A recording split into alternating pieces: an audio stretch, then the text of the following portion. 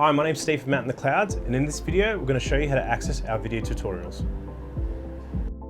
Hi, from Matt in the Clouds. Did you know that with your CloudCare, you have exclusive access to our portal of video tutorials?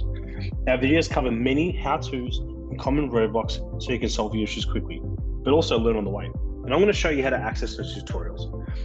Once you've logged into your portal, there's really only two ways you can search for these tutorials. One of them being the search bar, where you can type in the topic that you want to learn more about, or look at these banners. Let's use Salesforce as an example.